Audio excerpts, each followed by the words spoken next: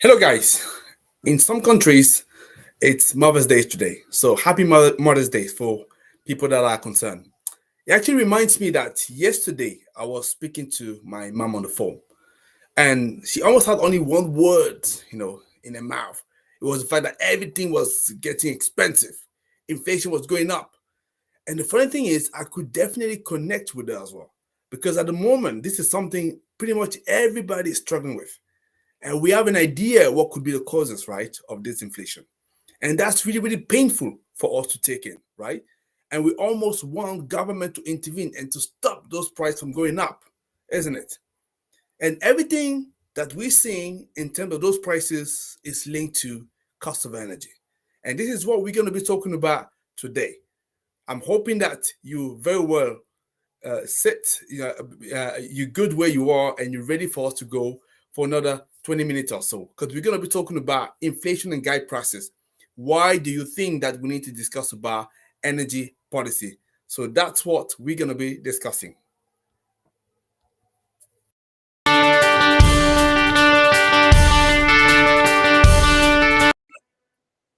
guys, this is thank you. And the policy of renewable impact. There is global community. And I was saying, prices are going up, and it's actually taking us back to this, right? And it's very, very crazy for us to see. So we started wondering, everything I'm saying in the news that someone is going to keep someone going to do that, is it actually working? Is it all those things? Is it working? Really, I would see when they go and buy anything at the news, it's the possibility, and it's very difficult to take. So, how are we talking about this, especially the fact that it's linked to energy? Because obviously, everything as we know, the life that we're living, most people don't even know that we just have to go through linked to energy, right? And energy is very much important.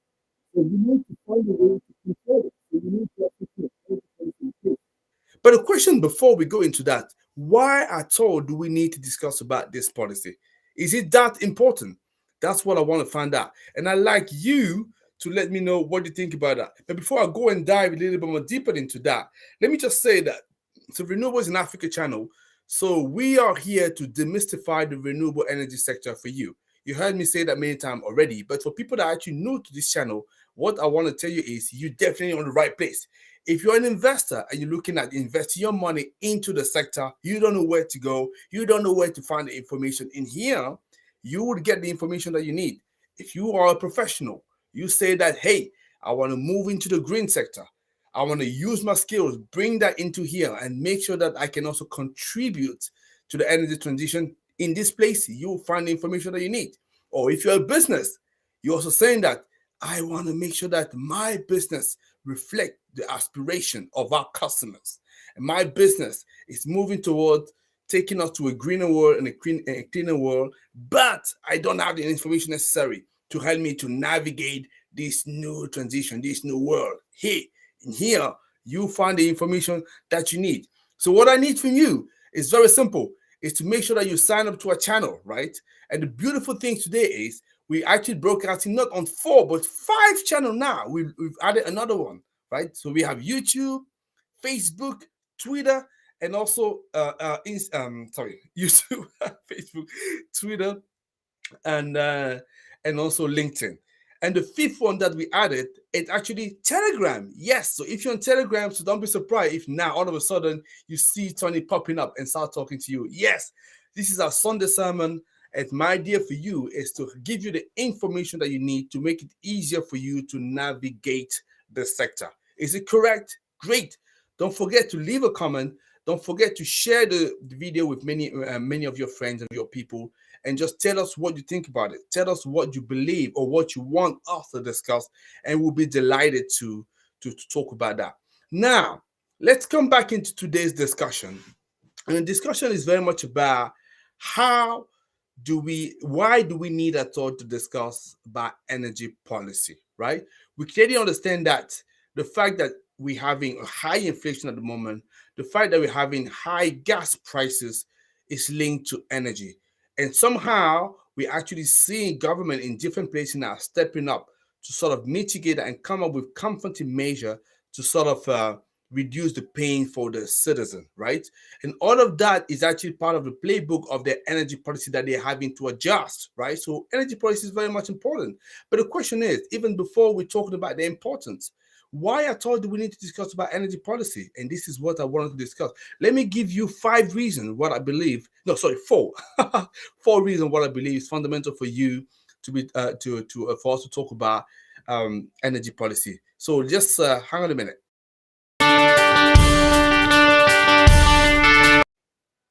Okay, talking about those 4 reasons that we wanna look at when we talk about energy policy or energy policy. So the first reason is because of the population. And I just want to give you a bit of an understanding of what I'm talking about here. So at the moment, we all know that we about 8 billion people, right? And let me tell you obviously how did you get there, right? Just for you to know, so since humanity started, like, since we started looking at counting the people in the planet, right? So it took us up until 1804 to reach 1 billion people living in the planet, right? But so that was actually, you can look back something like 20,000 years to get to 1 billion people. That's what it took to have it in the planet. But we actually reached 2 billion people in 1927, which means only 123 years afterwards that we reach to 2 billion, right? Compared to the time it took us to reach 1 billion. And then moving from there, that was 1927, we actually reached 3 billion in 1960. Yes, 1960. So if you do the math between 1960 and 1927, that's about 33 years. Yes, only. It took us more than a century basically to double from 1 billion to 2 billion, but only 33 years to go from 2 billion to 3 billion. And it doesn't stop there. Actually, to go to 4 billion, right, we reached that in 1974. So that's actually 14 years. So after we reached 3 billion. So you see, and then from 3 billion to 4 billion, that's 14 years. And now from 4 billion to 8 billion that we are today, because I'm just jumping up a little bit, because I'm not going to talk about all the different steps.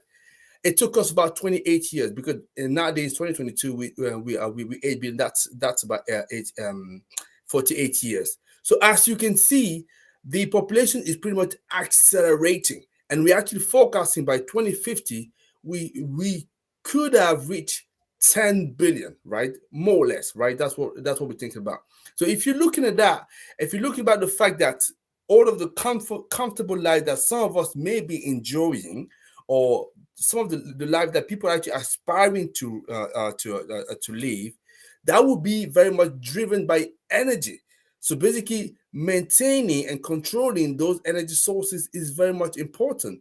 But you can't do that if you don't have a policy in place. So that's one of the first reasons, if not the first reason for me, why we need to have an energy policy in place. That's because of the population that is accelerating, right? So we had 1 billion in 1804, and actually in 2022 we have now 8 billion. So I don't know if you can see, but it's actually a massive acceleration, and that's the first reason. By the way, if you do have a question, just make sure that you drop it in the comment, and I'll make sure that I address that when the time comes. Now, I want to move on to the second reason why we need an energy policy. So the second reason, it's because most of the energy that we're using come from fossil fuel, right? We know that already, right? For example, I think I showed that in the past that about 80% of the fuel that we're using are fossil fuel, right?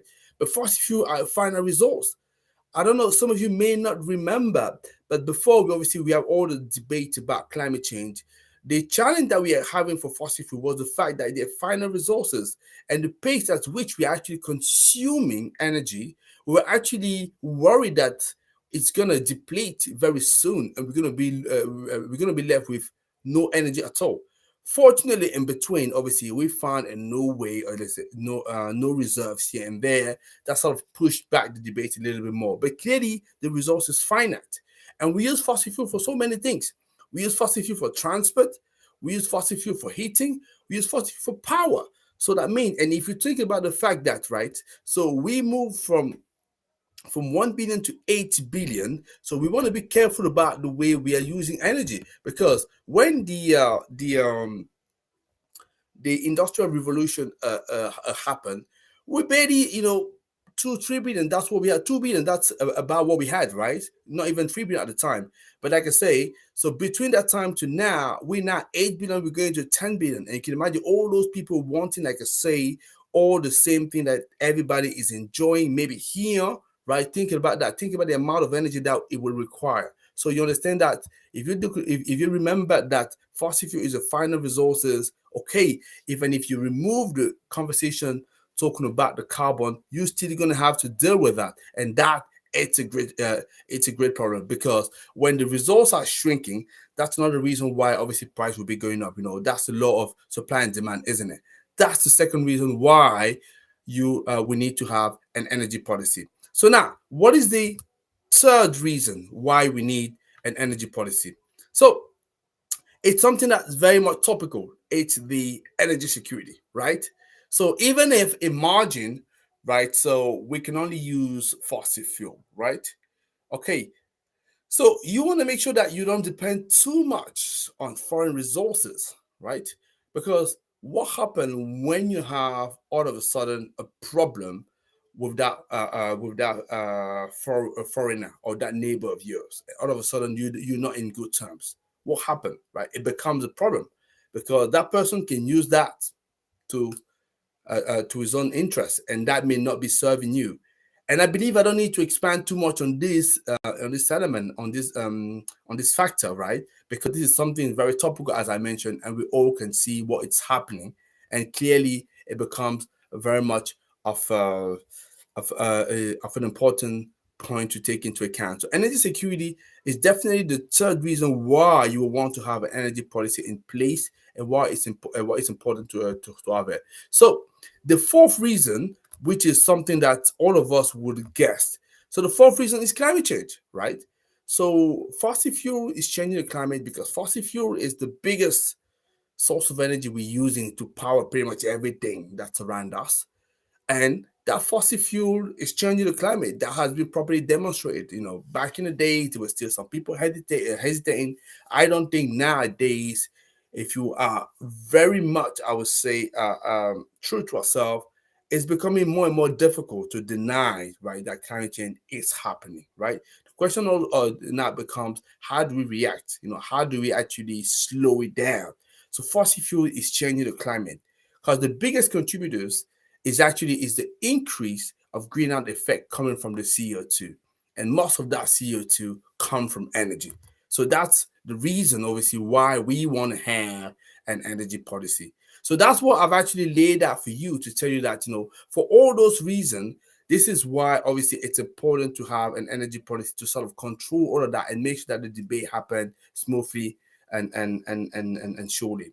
And you may be thinking that, okay, but at the same time, because the issue that we are seeing are so global, in every country we will have a kind of energy policy, and we will also looking at mitigate fossil fuel and so on and so forth. But we know that it's actually not true. And I actually want to show you a couple of graphs here that I prepared for you. So it's a little bit small to see, so I apologize for that. So, but let me just talk to you. Those are two figures that come from Rent 21, right? So that's the GSR, which is the Global Status Report that they publish every year, and I think the new one should be coming not shortly, right? So what can we see if we're looking at the first graph on top here? So I always like to show that, because it shows the total final energy consumption, right? And it shows that only 10% of that power come from renewable energy in terms of heating and cooling, and 3% or 3.4% come from renewable energy in transport. And yes, power is a little bit more ahead. We have 27.1%, right? So, but even there's still a big gap to close the problem that we have right now. But still, is a lot more advanced. And the reason I'm showing that first graph is because the second one makes it even more interesting, right? So when I was talking about the importance of having energy policy, I explained that the four reasons that we can think of. So we have the population that we need to take into account, the fact that fossil fuel is a finite resources, the fact that as they're dwindling, as they become scarce, obviously price is going to go up, and we're going to be sort of struggling with the issue that we have even right now, which is inflation and gas prices. So imagine if all of a sudden we don't control that. Like I said, even if you were to forget about the climate change issue, I'm saying the fact that it's finite and the fact that we have the population that is growing, accelerating, it means that there's going to be more and more demand for this energy. And as a result, it's going to be shrinking. Guess what? Law of supply and demand. Price is going to go up, inflation is going to go up. It's going to become very, very difficult, and that's actually the cause of many things, many problems that we see in the world, because not everybody has sufficient access, fair access to the energy. So definitely, population is number one. The second one is the fact that fossil fuel resources are very much finite, right? And I mentioned about the fact that the third reason is the energy security, because if most of your energy is coming from a neighbor, and that neighbor all of a sudden you have an issue, a problem with them, okay, they can use that to blackmail you, right? And put you into trouble. And this is something, like I said, I don't need to demonstrate even too much these days, because this is something that we're seeing so up in the news, right? And the fourth reason, obviously, is climate change, right? If most of the energy coming from fossil fuel, and that fossil fuel actually will reject CO2, which is actually causing greenhouse gases effect, guess what? It becomes a problem. So somebody needs to regulate that. And we can't just leave markets, right, to control everything. Yes, markets should be allowed to proceed, but we also need to have, I would say, governments, public services to step on a little bit. And as you can see, the second graph again, like I say, apologies a little bit small, but as I say, it comes from the GSR, which is Global Status Report from 2021. So what we see here as a number of countries that have regulatory regime, right? So you have 145 countries that have policies for power sector, but you only have 65 for transport and only 22 for heating. So there's definitely a lot of a work in progress here. So I was just showing that to share with you that, to the country, to what we may be thinking, there's still a lot that needs to be done into this sector. And that's the reason I wanted to bring that up here and say, hey guys, yes, yes, think about inflation, think about gas prices, all linked to energy.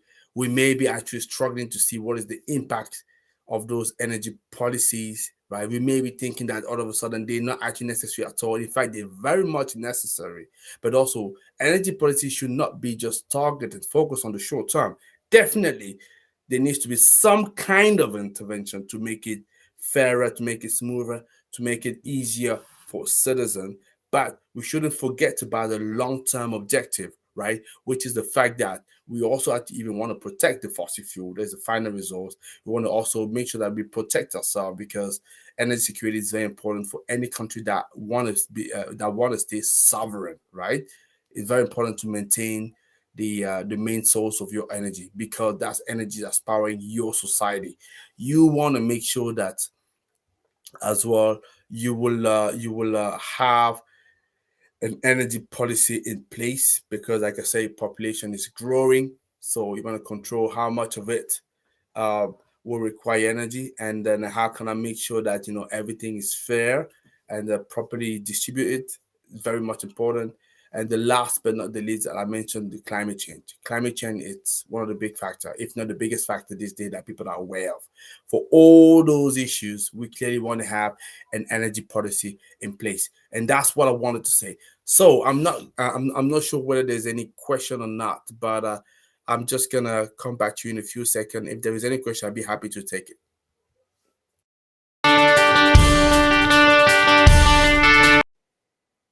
Okay, guys, this is the end of our show. So, thank you for listening to me. So, is there any, if there's any, maybe if there's any questions, if there's any, if there's any, if there's any,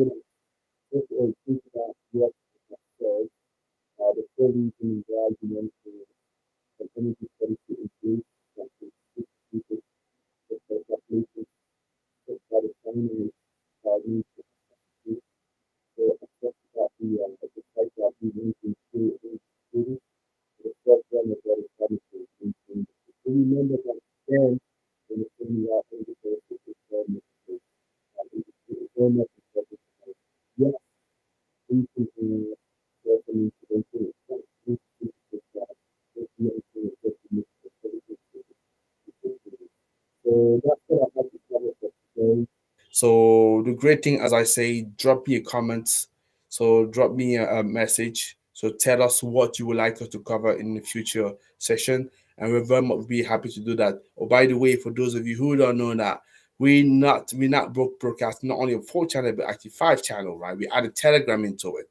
So that's actually great. So we're growing and we're making it better. I'm sure you've noticed that it's a little bit different today. We add a little bit of jingle here and there. It's just because we want to make it entertaining. We want to make it fun for you, and we want to make sure that we can demystify the energy sector for you, right? So that's what I could say for today. I don't think there is any question to take. So in that case, I'm probably gonna let you guys carry on. But before that, and no, I thought there was a question. No, there's no question. Okay, ladies and gentlemen, pleasure for me to talk to you. So looking forward to see you next time. And as I usually say, may the sun be with you. Take care, guys.